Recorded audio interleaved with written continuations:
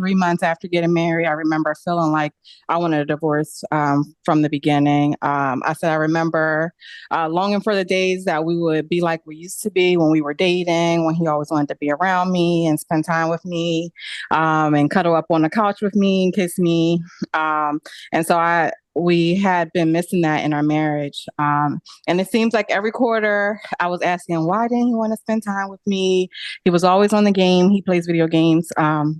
And he was always on the phone with his friends, his family. I just felt like he never wanted to talk to me or spend time with me. And he had more fun doing those things with the people that he already knew. I feel like we were newly married. We were getting to know each other. Why don't you want to build that relationship with me that you already had with the people that you knew your entire life?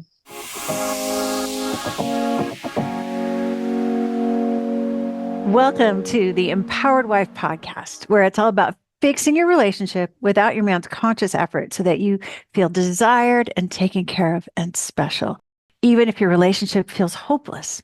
I'm Laura Doyle, and today I'm sharing 3 decisive strategies for when your husband calls you names. My guest, Bree's husband, never wanted to spend time with her. Then she found out he was having an emotional affair with his ex.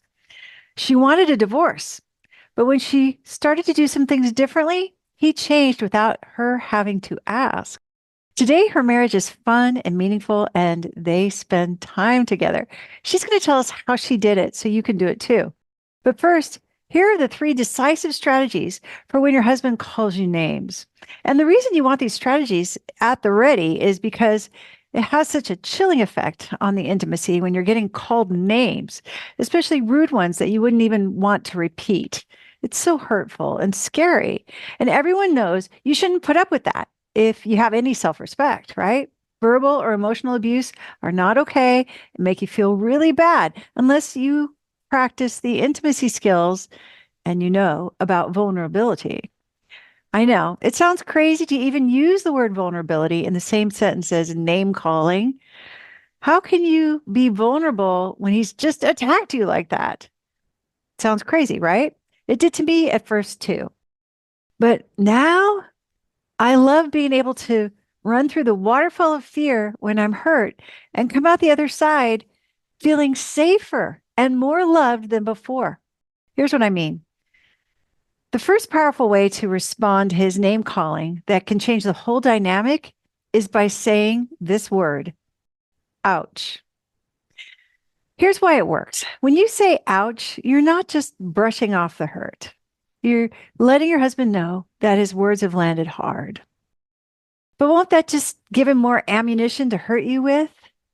Well, in my experience, no. It actually does just the opposite.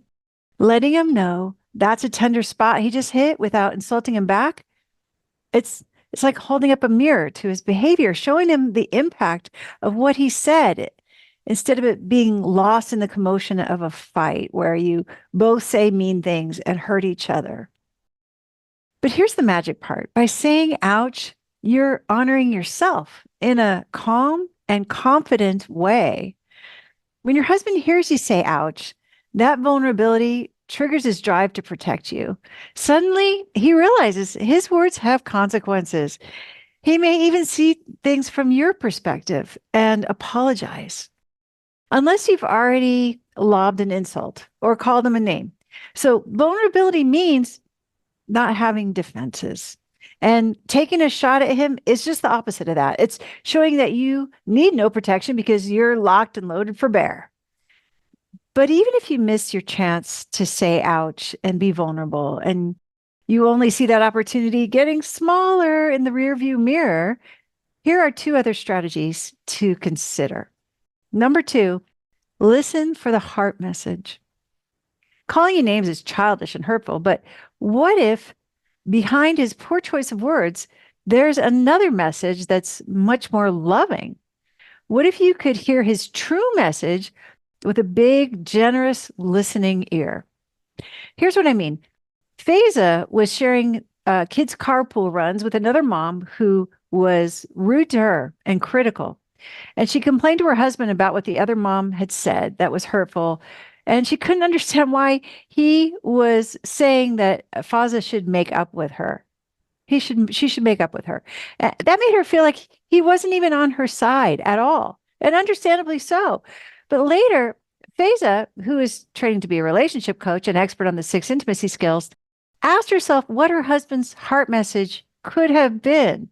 What good intention could he possibly have had? I mean, what a weird question to ask yourself when you've just been insulted, right?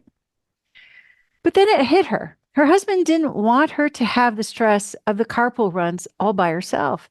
He knew that would be hard on her, and he wasn't doing it in the best way at all, but he was trying to protect her time and energy. And once she saw that perspective, she decided to get this, express gratitude to him for watching out for her workload. To which he responded very tenderly and said, "Of course, I just want you to be happy." If that sounds unreasonably generous of her, I mean, I'm with you. It sounds like a superpower to me too. But look at the intimacy and connection she created in her family by expecting the best from him and listening for his heart message. Number 3 thing that you can do, specific thing that you can do if he's calling you names, is to let your hurt have its day in the sun. What if you missed your chance to say ouch when your husband called you a name? And maybe as a mere mortal woman, you don't feel up to listening to a heart message, or you just can't hear one. Then what? Well, you feel mad that your husband calls you names. That's what. And who can blame you? It's rude. I'm not dismissing his bad behavior, common though it may be. If you're anything like me, though, underneath that anger is hurt. My anger is a cover for how vulnerable I feel sometimes. And that's an indication that my feelings need their day in the sun, which means I share them with a friend or my sisters or with a coach, since I hang out with a lot of those coaches. And then I get the empathy I crave, and I find out that my feeling rises and then naturally subsides because I honored it. And doing these 3 things, saying ouch, listening for a heart message, and honoring my feelings by letting them have their day in the sun, well, it's given me a kind of a confidence that I didn't know was possible. I feel safer now inside my own skin than I ever did defending myself or arguing back, no matter who's calling me names. I can do things like write books, start a coaching organization, host a podcast, even though I have my share of critics who call me names. Doesn't matter. Learning these habits in my marriage helped me create safety within myself. So it's interesting to think what might be possible for you if you experiment with these practices. They just might become part of the inner strength you need to help you honor your calling in the world. I have exciting news for you because right now you can listen to my book, The Empowered Wife, for free with your Audible membership in the United States. So discover the 6 surprising secrets to attract your man's time, his attention, his affection when you listen to the Empowered Wife audiobook on Audible without using credits. You don't need any credits. It's free. The Empowered Wife has over 1,700 5-star reviews, and it also has some 1-star reviews too, because not everybody is ready to hear what they can do to fix their relationship without their man even knowing about it. And I get it. I wasn't ready either until my marriage was completely falling apart and we were on the brink of divorce. And then I learned from women with happy marriages what actually works. And now my marriage is shiny and amazing. And those secrets are in this book, and you can listen to the whole book for free with your Audible membership. The only catch is that this Audible deal is only for a limited time. So to make your marriage last and thrive, go and listen for free with your Audible membership right now. My guest Bree's husband never wanted to spend time with her. Then she found out he was having an emotional affair with his ex. She wanted a divorce. But when she started to do some things differently, he changed without her having to ask. Today, her marriage is fun and meaningful, and they spend time together. She's going to tell us how she did it so you can do it too. Bree, welcome to the Empowered Wife podcast. Thank you so much for coming today. Thanks for having me. I really appreciate being here. Well, I'm excited to hear your whole story. Tell us, let's go back to the bad old days. What was happening in your marriage? Well, the bad old days really started pretty early in our marriage. 3 months after getting married, I remember feeling like I wanted a divorce from the beginning. I said I remember longing for the days that we would be like we used to be when we were dating, when he always wanted to be around me and spend time with me, and cuddle up on the couch with me and kiss me. And so we had been missing that in our marriage. And it seems like every quarter I was asking, why didn't he want to spend time with me? He was always on the game. He plays video games. Mm. And he was always on the phone with his friends, his family. I just felt like he never wanted to talk to me or spend time with me. And he had more fun doing those things with the people that he already knew. I feel like we were newly married. We were getting to know each other. Why don't you want to build that relationship with me that you already had with the people that you knew your entire life? So this Um, was like a big switch from before when you were dating, then suddenly you got married and then things changed. Is that right? yes, yes, Okay. exactly. Did you think he like tricked you? Like, Not that he tricked me. I just feel like I made a mistake. I blame the game for a lot of the problems in our marriage. I was like, well, if he wasn't on the game this much, then he would spend more time with me. Or if he wasn't always on the phone, then he would talk to me more. But really, I learned, later on that that's not that's not no, true. But no. Okay. Yeah. in the moment, I felt stuck. I really felt like, man, like how did we get here? How can I get this back? And so that cycle, it lasted for a long time. It's And lonely, then, right? To get married yeah, and then there's no, yeah, all the things you yeah, think you're signing up for aren't there.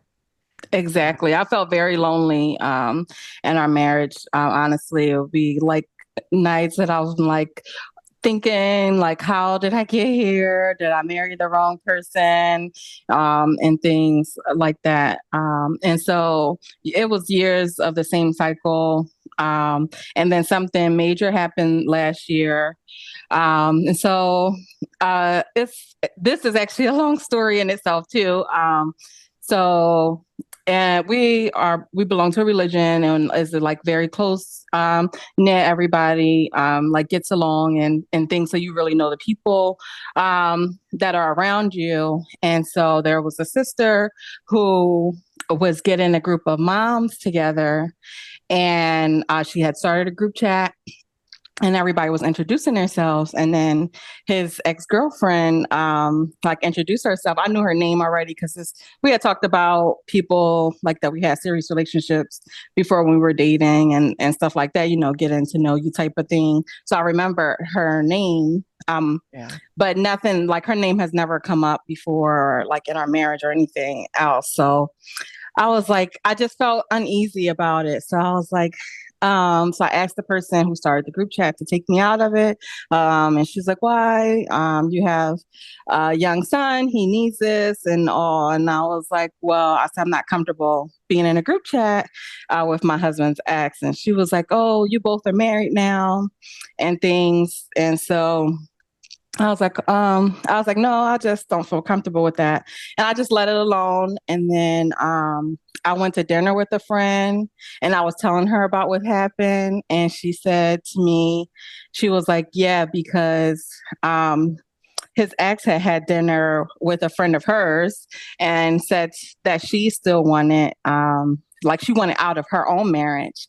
And so, and she was thinking that she made a mistake in marrying him and all of those things, because the story behind them breaking up was because she was cheating on my husband with her ex-husband at the time. I mean, when he was like Oh, her, yeah. So then she ended up getting proposed to by the other guy, and so that was like a whole like big to do type yeah. of thing. Yeah. And so she's so in my mind, when I hear that she felt like she made a mistake, that she's like, okay, she wished she chose my husband and not her own husband.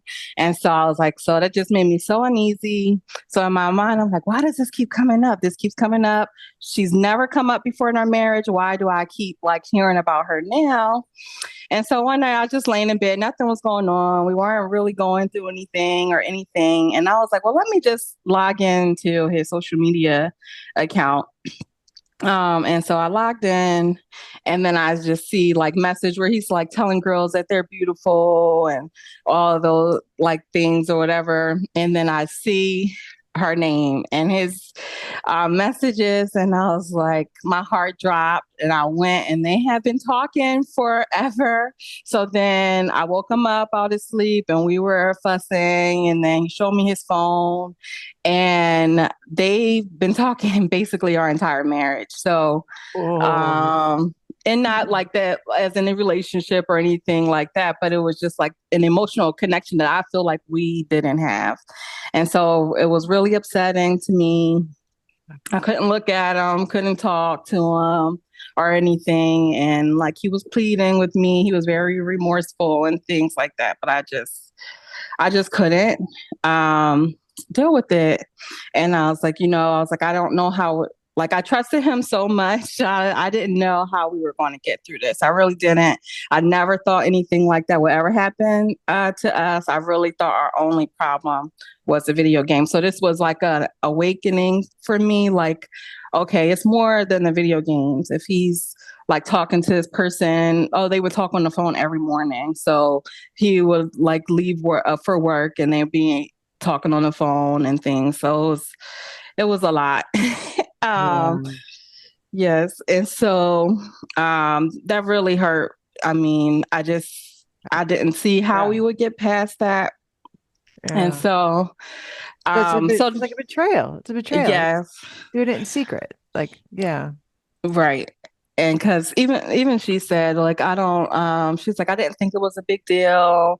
I thought that we all could be friends. We have friends in common and things. And I'm like, well, if you really thought that, how come I didn't know about it? How come your husband didn't know about it if you thought it was okay? So but I was like, I chose to forgive her. I told her I forgave her. I don't want to be friends, but I can move on from that. And then I just remember Googling, I think I Googled something like, um, how do I get my husband to treat me the way that he did when we were dating? Something along those lines, or or something like that. But I did not want his involvement. I didn't want him to do it because I told him to. I've done that. It didn't work or anything. So I remember coming across your blog, and it was almost like you knew me. You're like, you're controlling, you're doing this, and I already knew that about myself. It wasn't news to me that I was that I was controlling. Oh, wait, you already knew. You thought you were controlling before. So, okay, well, that's like a step up, right? Because I think a lot of times it feels like a slap to put, someone Yes. say, you might be control, or however I say it. But so, how did you know you were controlling? Like, what kinds of things?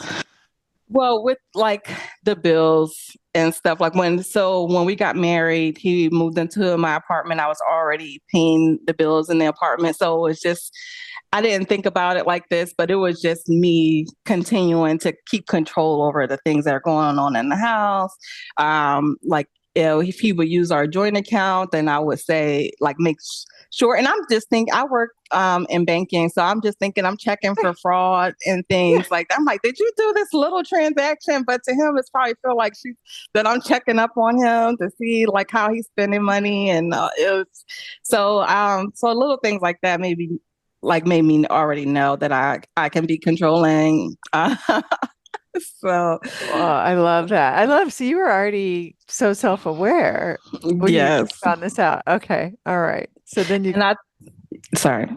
yeah, And so then I remember something in the block saying, like if you want him to treat you how you did when you were dating, then you need to act like you did when you were dating, when you were happy, you were like you didn't really pay too much attention to the things that like he did that was imperfect. Everything was so perfect that you didn't like really do that. So I for me personally, I had to start with self-care. That was the first thing that I did. I made sure I did my three self care things a day, even if it was something small, like just enjoying a cup of coffee, talking to my mom on the phone, listening to music, things like that. Those things like really like brought me enjoyment. I would go for a walk and I started listening to your podcast and just listening to the different women who seems like they've gone through the same thing, something similar, or even something that may feel worse than what I went through. But it helped me to understand that I wasn't alone in this, and there's so many different women who are going through this, and so those things brought me joy. And then See, I believe, so sorry, Bree, you didn't think, okay, self-care, make myself happy. I'm going to skip that.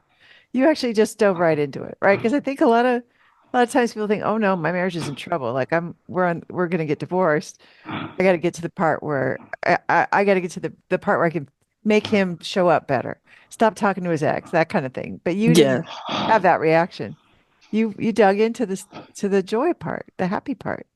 Well, I mean, we had already gone through the part where I told him he had to stop talking to to That's his true. ex.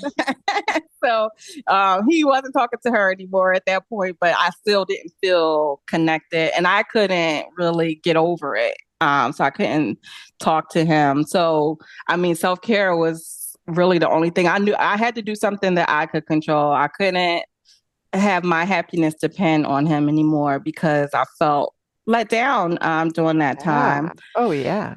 Yeah. Yes. So I was like, well, yeah, let me do that. Cause I was like, I always say, and then before I got married, I was always doing something. I was always out. And then when I got married, I kind of lost myself in my marriage. So I just had to get back to who I was and really think about the things that I enjoy doing. And then things come up that I didn't even know that I enjoyed doing. And so now that's a part of myself, self-care list. And so those things really made a difference right away. Honestly, I noticed he started listening to me more, talking to me more, and just wanting to be around me. I used to say he would check off a box, so he would watch TV or find a show that we both could like together, just so he could go and play his game without hearing my mouth. And I'm like, you're just checking off a box. I'm not a box to check off.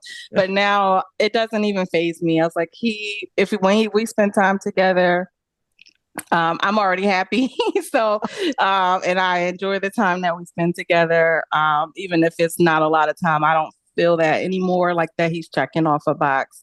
And then I do remember I had to apologize to him. I did do the big apology that week where I apologized for being controlling, and not letting him take the lead on things, and really being disrespectful with the things Uh-huh. that I've said to him. And then I remember his response is, "You're not disrespectful." And I was like, okay. Thank you. Oh, good. Yes, thank you. I was like, but, and so I haven't had to do a lot of like apologizing because I really started to like when we're driving. So that was another thing. So I used to always be the one that had to drive, and I hate driving. And I'm Oh, like, but I I relate to you. realized Yeah. that I was the one driving because I would be complaining about the way that he drives. So it'd be better for me to drive because I'm the better driver, so to speak. And so it started, I was like, okay, so I had to use my duct tape in the car and not and not tell him where to turn, not tell him to do anything. So I would just have to look at my phone or look out the window and not really like pay attention in order to kind of hold myself back because sometimes I do get nervous in the car and I'm like, oh. So but the more I kept my mouth shut about his driving, the more he started to drive. And so I rarely have to drive anymore. And so that makes me feel good. Um, Yeah. Yeah. It's yes. not that easy to be a passenger. To this day, I don't think it's that easy, but it sounds like, yeah, it's nice to get driven around and not always have that responsibility, huh? Yes. Yeah. Um, and like he makes me breakfast in the morning, not every day, but a lot of times I'm always like shocked that he made me breakfast because I'm so appreciative that he's doing those things. These are things that I thought he was never capable of. Granted, he lived 30 plus years before he met me, but in my mind he couldn't do those things. And so that's when I started to feel like, okay, this is working. I'm going to keep at it. And so then I started to play with I would love and I eat that up. I tell all my friends that I was like when they are complaining about their husbands, I was like, well, if you I was like, just play with I would love and see how it how it works.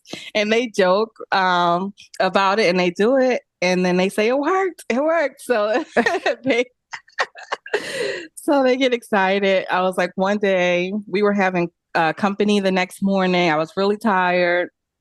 And so I just knew that I had to sweep them off the floors, but I was like, I can't. It would really, I started asking myself, like you said, to ask, is this going to take intimacy away if I do this? And so I was like, I felt like it would because now I'm going to feel like, oh, I did the floors and he's down there playing the game and everything. So I just went and I was like, I was like, I would really love if the floors was clean. And so he joked and he was like, well, Jane, go clean them then. And, and so we both just laughed. I just laughed and I went up to bed and the next morning he had swept them off the floors Oh, yes. and so I was like, oh, that's a win. So just realizing those things and you don't really lose out on anything. Some people feel like, oh, you can't have these conversations and you can't explain to them and like how you're feeling. And I was like, I don't feel that way because he knows what I need. I know what I need. I'm not always dependent on and relying on him to make me happy. And then I get more things in return, things that I'm not even expecting. It was like, and now he's over our bank account. He's like in control of the bills coming out. I don't want anything to do with them. I was like, and I Oh just my trust God. that he's going to handle it. Wow. And how's that going? Was that scary to do? It was very scary Yeah. to do, but it really benefited us in the long run. I feel like he feels empowered. He wants to do more for me. And I'm just happy with the way things are. I don't have to wonder if the bills are paid or anything. I don't have to worry about where anything is coming from. It's all up to him, all up to him. Oh, Bree, sounds like you feel taken care of.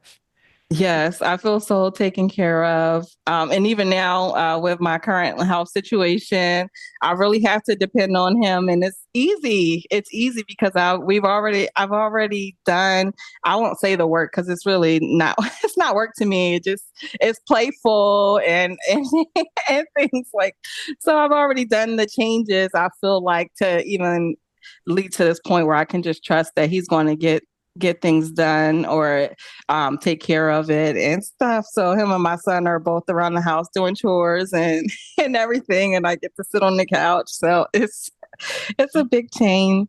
Wow. That is a big change. So you get driven around, you get clean floors, you get all the bills paid for you, you get your breakfast made. And it sounds like none of that was happening pre-skills, pre-intimacy skills. Yes, absolutely not. Or if he did help clean, it was like, oh, we got to do this because we have these people coming over. It's always like frantic for him when he has to get like, feels like he has to get involved. It's not like something that he's just doing just because. But now I feel like I think he's happy doing those things. Oh my gosh. Oh my gosh. Okay, now, and so what about this ex? Like, is she still in the picture, you think, or? No, I don't. We don't think about her. Well, I don't think about her. She has to come up. I don't feel like necessary. We don't see her or have any reason to see her, and I don't think he's thinking about her because he's too busy taking care of taking care. He's gonna take care serve his princess at home. Yeah. And what about the video games? Like, is he still playing video games? He does. He does still play video games, but that's okay. That's okay because that's his self care. I can't interrupt his self care. Just like I have my own self care that I do, and we spend our time together, and it's enjoyable. And there's another thing she says, like, if is there laughter in your house? Then and there is. There's laughter. Everybody's playing and freeing. And it just feels good to be home. And he just we had company last week, and he was saying that we live in such a peaceful home because they were complaining about like their relationships and stuff. He's like, well, we don't really deal with that in our house. It's really peaceful, and that made me feel so good because there was a time where you could cut the tension in the house with a knife. So I feel like it's a whole 180. He's giving you credit for changing the Yeah. whole environment in your house. He's acknowledging you for Yeah. the not work, but the fun, the new habits that you Yeah. establish, right? I love that you say it that way too, because I think I feel like fixing your marriage can feel like a lot of work when you're doing it when you're doing the wrong work, right? Yeah. But this was more about just making Bree happy. You started with that, and then and Yeah. you did some really courageous things like apologizing for being disrespectful and I just and then expressing your desires too. These are vulnerable things to do Right. that you brought. And so yeah, so and it's there's laughter at your house. I mean, it sounds like your marriage is pretty dreamy now. Yes, it is. It is. I really, even when somebody says, "Oh, your husband should be doing this," and I was like, "He does do it, and it's it's great." And I have a wonderful husband, and he does all these things for me, and I'm really appreciative of it. So this is totally different than the woman who felt like she made a mistake and married the wrong man. It sounds like you are back to how it was when you were dating, before you were married. Yeah. Is that how Yes. you would describe it? I would describe it that way. Even better, honestly, because we can do so much more and we can enjoy our life together and it's no pressure or anything of what the other person is thinking. We know that we're going to have a good time with each other. Ugh, that is so nice. That's what an incredible accomplishment. So, and it sounds like you've almost kind of exceeded your own expectations for your Right. marriage. Yes. I didn't know how it was going to work, honestly, Laura. I was like, okay, I'm going to do all of this stuff, just to bring enjoyment for me, even if it doesn't change my marriage. I was like, I'm in the marriage and I'm going to do what I can do to be happy in the marriage and whether or not it involves him, but it does involve him and he and he's doing great. So I really I can't thank you enough for for writing the book and Oh, thanks. Wow. Well, congratulations on this. So, what, let's say a woman who's listening is thinking, well, I'm right where Bree used to be, where my husband just watches video games all the time and he's talking to other women and she feels like she wants a divorce, just like you did. But she wants what you have now, where he makes breakfast for her and cleans the floor for her and there's laughter in the house. And yeah, and they feel happy together. What's your tip for her? What should she do? well, I would tell her to first, of course, read the book, do the steps, do the work, and to do self care. I mean, that was really the thing that really brought everything home for us from the beginning. Honestly, the things change. And so there's, the phrase happy wife, happy life. To me, that means when I do the things that make me happy, then everybody else in my life is going to be happy as well. And so you relieve that pressure of him making you happy, and you both feel like a sense of relief that you don't have to live up to this expectation and you can enjoy each other. Hmm, I love it. I love it. And how do you think this has impacted your son? I think I think he sees us as a team now. He used to try to play us against each other and things. Now they play together and it's really enjoyable. Everybody shows each other respect and and we just have a good time together as a family. And he gets to see us loving each other and not fighting and things. It must feel so good as a mom to be providing that environment. Yes, it does. It does. And now I have to practice the skills on him. Sometimes I have to check myself with myself. So, are you trying to say you were controlling as a mom too?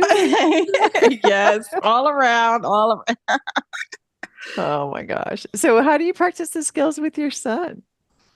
Well, really just using my duct tape, listening to the things they says, not always being quick to just tell him what to do because I'm the parent and he's the child, but just listening to his needs and his desires because he really just wants to talk and he wants to be heard and he has a place in our family as well. So his little voice gets gets heard too. Oh, so sweet. That sounds awesome. Sounds like he has a great home court advantage and a respectful mom. Such a Yeah. respectful mom. That's really cool. And what do you think you would say to Bree if you could go back in time and just tell her what you know now from those, especially those dark days when you were finding out about him talking to his ex, feeling so lonely already? What do you think you'd say to her that you know now? I think I would say, just find something, do something that makes you happy.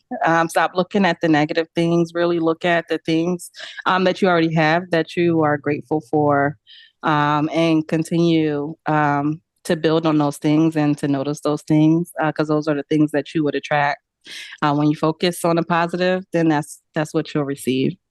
Yeah, so wise. I love that. Well, Bree, I definitely want to congratulate you and give you my Best Wife Award.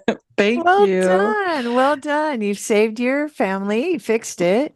You made it worth being in this marriage, right? Because it's happy and fun and you feel taken care of. And you're having a good time now. Your happy wife is resulting in a happy life because you made yourself Yeah. happy.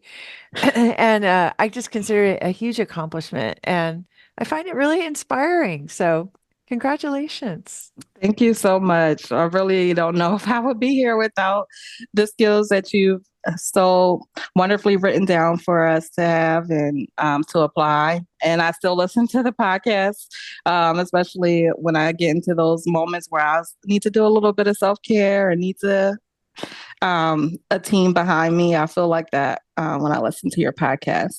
Yeah, because husbands can still get on your nerves, right? I mean, mine can. So I hope Yeah. I'm not the only one, right? So Yes. yeah. Oh, well, this is great. Well, great job. Thank you so much for sharing your story with us. It was very inspiring. Thank you. Thanks for having me. According to a study at Harvard, and this was horrifying to hear, if you know a couple who's getting divorced, you are 75% more likely to get divorced too. Woo! It matters who you listen to, which is why over 7,000 women like you who think that having a great marriage is important have joined our free Adored Wife group. The Adored Wife group is a launch pad where you can meet our certified coaches and discover the best next steps for making your marriage last and thrive. It's 100% free to join. Just go to lauradoyle.org/group right now. This is a private group and it's not for everybody, but if you are a wife or girlfriend who thinks that having a great marriage is important too, we'd all really like to meet you. So go to lauradoyle.org/group right now to join us free. That's lauradoyle.org/group. Listen and subscribe to the Empowered Wife podcast. On next week's podcast, I'm going to talk about what to do if your husband is always negative, including 3 ways to change that. In the meantime, I hope you're having lots of fun. Today's fun fact is that I wish I was as good at following recipes as I am at following funny videos on TikTok. I'm really good at that.